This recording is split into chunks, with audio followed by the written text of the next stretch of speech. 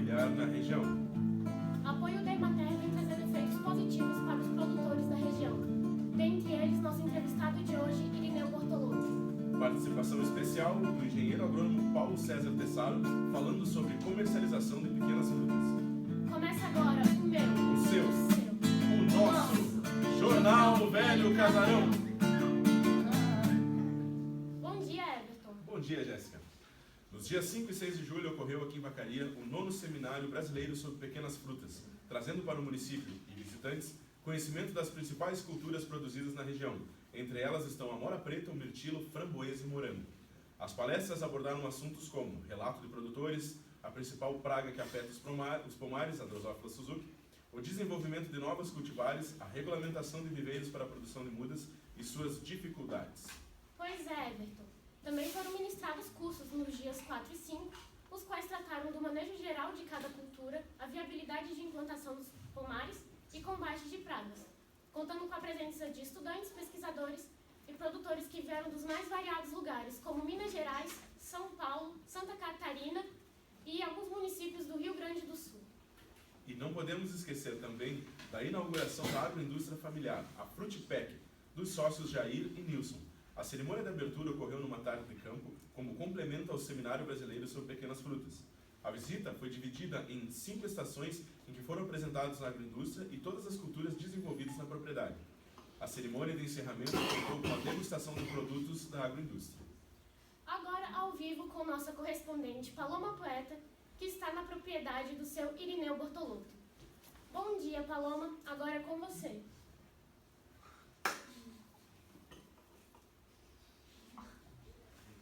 Bom dia, Jéssica. Estamos hoje na propriedade do Sr. Irineu Bortolotto, localizada às margens da BR-116, no Passo da Porteira. E hoje vamos falar sobre pequenas frutas. Bom dia, Sr. Irineu. O senhor que começou com a produção da maçã, o que o incentivou a começar com o cultivo de pequenas frutas na sua propriedade? Então, bom dia, Paulão, tudo bem? Então, a gente tem... Minha família teve origem da fruticultura. Meu pai trabalhou desde os seus 18, 19 anos com frutas, né, especificamente maçã.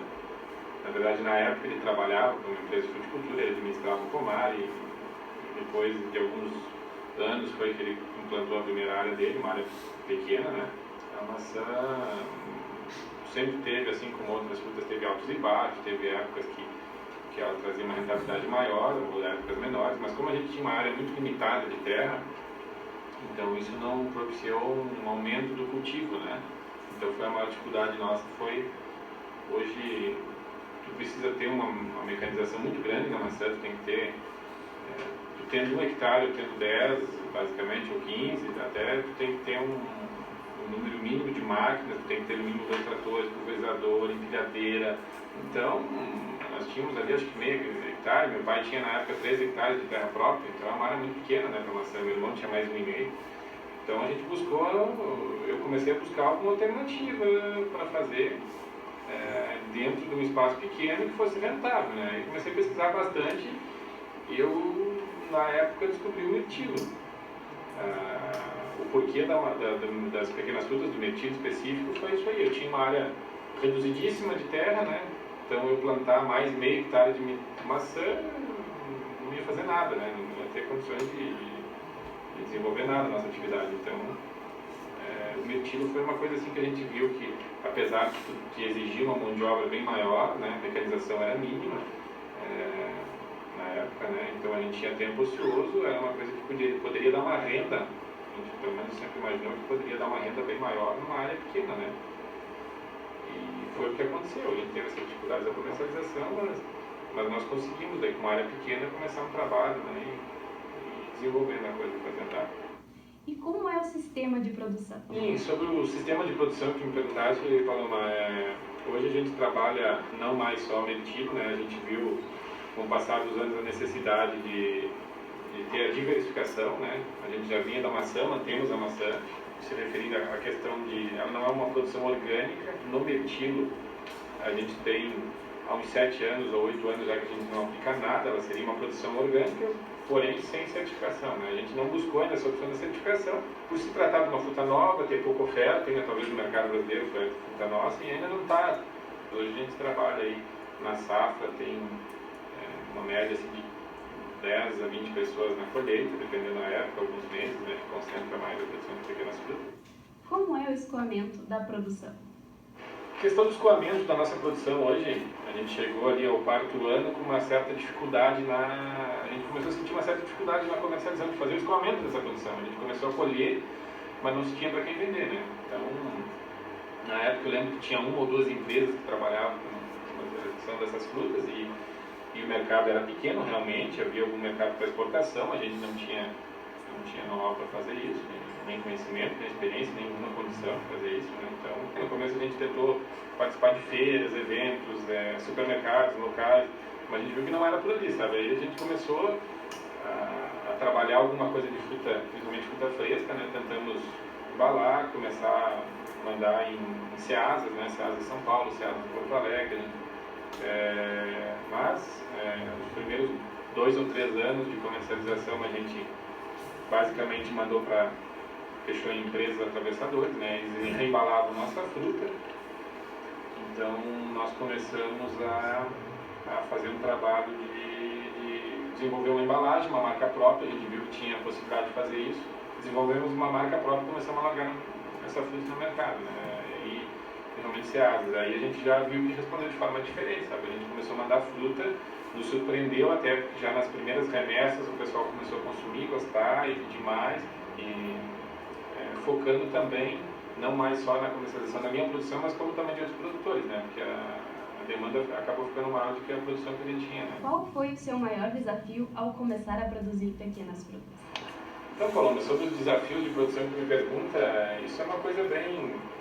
Eu acho que muda ano a ano. A gente tinha um desafio no começo, foi a gente conquistar a tecnologia de cultivo, conseguir produzir as plantas, depois acho que a gente parou na comercialização.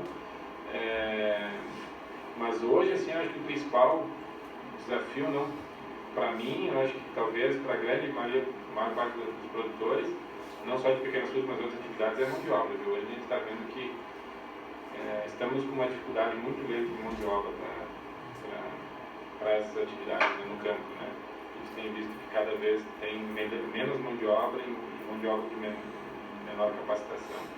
Então eu acho que esse é eu deixei muitas vezes de crescer por não ter área. Hoje a gente tem área de terra. Eu deixei de crescer por não ter comércio. Hoje a gente tem comércio com bastante fruta, por não ter estrutura de frio. Hoje eu tenho uma baita estrutura de frio, tenho estrutura para mais de 200 toneladas de fruta fresca, tenho para mais de 100 toneladas de fruta congelada.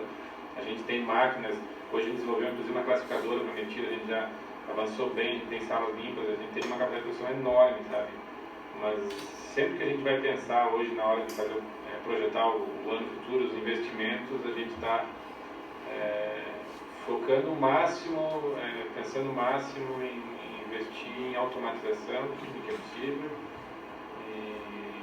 e sempre que há vontade de ampliação de pomares. Esse ano a gente tem que estar com um projeto de mais 3 hectares, para ser feito, né, de frutas em geral, e algumas estufas também, porque a gente está trabalhando com produção de mudas, né, como ver, mas muitas vezes reduzimos o investimento em função da escassez de mão de obra mesmo. Seu Irineu, muito obrigada pela participação. Que agradeço. Por reservar esse tempinho pra gente. Que é isso. Obrigado por estar sendo Muito obrigada mesmo. Obrigado, bom trabalho essa semana.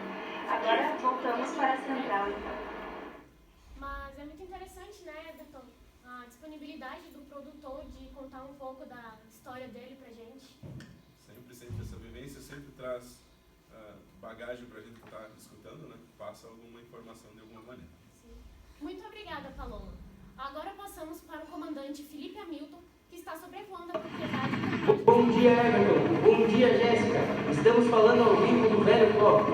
Estamos sobrevoando a propriedade do senhor Irineu Bortolotto, localizado nas margens da BR-116, em Vacaria, Rio Grande do Sul. Podemos avistar abaixo seu pomar de Maceu, Mirtilo, Amora e Framboesa, além de seus viveiros e suas instalações.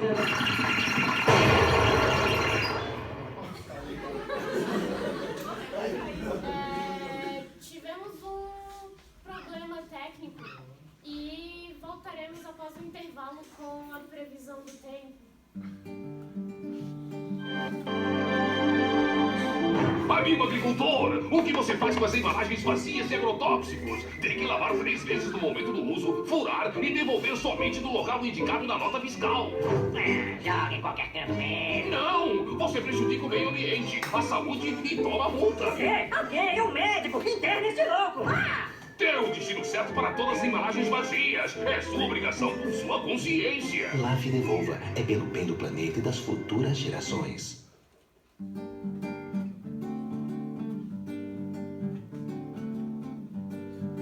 Voltamos agora com a previsão do tempo. Bom dia, Rodrigo Schmidt. Rodrigo? Bom dia. Bom dia. Bom dia. Bom, vamos agora com a previsão do tempo. Nós temos para essa quinta-feira uma massa de ar quente vindo do sudeste, uma previsão ensolarada para todo dia. E para a próxima sexta-feira a previsão não muda muito, significativamente.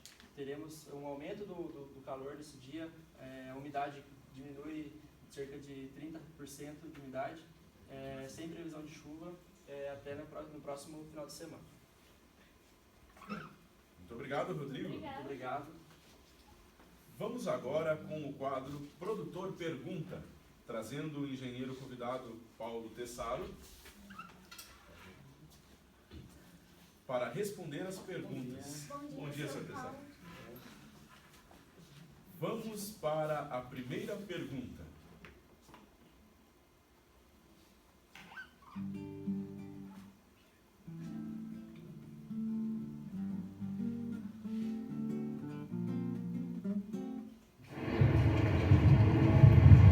Bom dia, seu Paulo Tessaro. Como é que está funcionando o comércio de pequenas frutas nos dias de hoje? O comércio tem se mostrado bastante promissor, embora exija uma especialização não só na produção, mas também na questão da embalagem, como colocado pelo produtor Irineu, e também a questão do escoamento da fruta. Tem que ter especialização. Se não tiver um trabalho bacana em cima disso, não adianta você ter a fruta, mas é muito pertinente a sua pergunta. Vamos agora à segunda pergunta. Onde é que tá o martelo a desempenar vidro? Onde tu deixou, Nene Bocaberton? Desculpe, Nene. E esse comércio de pequenas frutas, como é que vem evoluindo? A evolução é gradativa e até bastante lenta. Digamos que nós no Brasil, tanto comércio como produção dessas pequenas frutas ou frutos vermelhos, como queiram chamar, ele está bastante ainda reduzido, nós estamos engatinhando ainda. É bastante recente, é algo aí de talvez 15 anos. Realmente, os produtores, o próprio Irineu deve fazer uns 10 anos que iniciou na produção. Mas como eu comentei anteriormente, exige especialização, tanto na produção quanto na venda. E aí vem o caso de Emater e outros órgãos como o Embrapa e outros órgãos públicos e até privados que têm trabalhado nisso. E veio a calhar o seminário, que realmente foi bastante importante e, como foi comentado, alguns produtores estão buscando realmente essa especialização. Terceira pergunta. Mas viu, qual que são as dificuldades para o agricultor comercializar essas frutas? Vira ali! Eu acho que a questão, primeiramente, porque existe um padrão, até mesmo de embalagem, e são frutas altamente perecíveis. Então inicia já por uma cadeia de logística dentro da propriedade, do resfriamento da fruta, o transporte até o centro de distribuição. Eu acho que um produtor sozinho não vai conseguir fazer essa comercialização. Ele vai conseguir no máximo em supermercados ou pequenas feiras municipais, que foi o que o Irineu começou e depois partiu para algo maior, e hoje ele é um dos centralizadores dessa venda. Mas parte primeiramente da logística, porque são frutas perecíveis, como comentei, e elas também assim, tem o mercado da fruta congelada, seria mais para a indústria, e o mercado da fruta in natura. Então a in natura tem que ser muito rápido, tem que ser uma cadeia muito rápida. Para ter uma ideia, por exemplo, a framboesa, o ideal é que se colhesse ela numa caixinha com uma caixinha de isopor com gelo embaixo, para que você quebrasse realmente, desse frio para ela e quebrasse a maturação dela o mais rápido possível. É interessante também comentar a competição do mercado, né? Já que está vindo muita fruta congelada de fora, da China, do Chile. Hoje nós temos, hoje nós temos assim, a nossa realidade que tem acontecido nos últimos dias, aí a gente tem acompanhado o mercado, entrou aí mirtilo, mês de janeiro, fevereiro, entrou bastante mirtilo do Uruguai, Argentina, depois entrou framboesa congelada do Chile, tá? E agora tem entrado inclusive framboesa e morango congelado da China, tá? E a preços realmente assim, muito baixos. E aí talvez até uma certa crítica aos nossos governantes, porque eu acho que tinha que ter certas barreiras para a proteção do nosso produtor. Porque não adianta fornecer hoje pequeno produtor, como foi o caso do próprio Irineu, a gente acompanhou o caso dele já há alguns anos. O governo facilita alguns empréstimos, como é o caso dos Pronaf, né, com juros baratos, só que não facilita a comercialização. E quando entra essa fruta, por exemplo, vamos falar em valores. Framboesa, 2 anos atrás, chegou a ser paga a framboesa congelada, sem classificação a produtora, R$16. Esse ano está entrando do Chile a R$8 embalada e classificada. Tá? Então imagina o que o produtor receberia. Então não dá para fazer um projeto e tocar um projeto a um preço dessa forma. Então a concorrência está de certa forma desleal. Né? E tivemos, evidentemente, aí nos últimos anos aí uma espécie de uma explosão assim, de plantios. Eu costumo dizer que o nosso produtor é um pouco passional demais. Ele simplesmente, ele viu que o vizinho, alguém começou a ganhar alguma coisa e resolve plantar. Às vezes sem técnica nenhuma, ou a técnica que ele procurou com o vizinho, alguma coisa assim. E aí houve uma explosão muito grande de amora, somente nesse último ano, e aí o preço caiu pela metade. Né? Então, às vezes, tem que ter um controle também desses plantios, aí não dá para deixar assim, porque isso acaba estragando o mercado. É a lei da oferta e da procura. Então vamos à 4ª pergunta.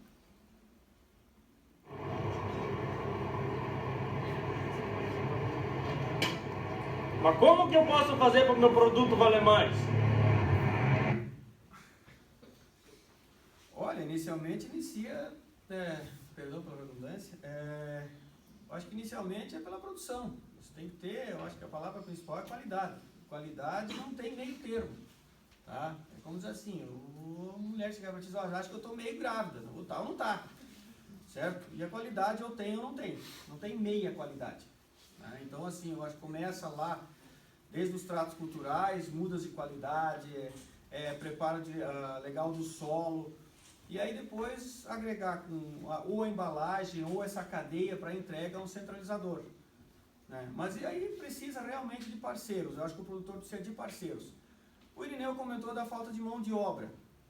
Você ser produtor de um tamanho que ele tem hoje, nessas proporções, e realmente a mão de obra é muito cara, nós temos muitos impostos, muito assim, a carga tributária é muito grande para o nosso, digamos assim, para o pequeno empresário ou empresário, não tem esse apoio.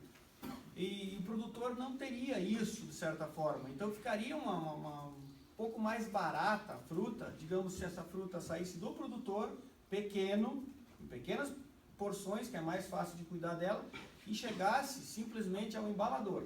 Então esse teria um custo só com embalagem, e não aquele custo todo de produção com empregados, digamos assim, devidamente registrados. Tudo isso realmente, essa burocracia realmente é bastante custosa para o produtor. Muito obrigada, senhor Paulo Tessaro.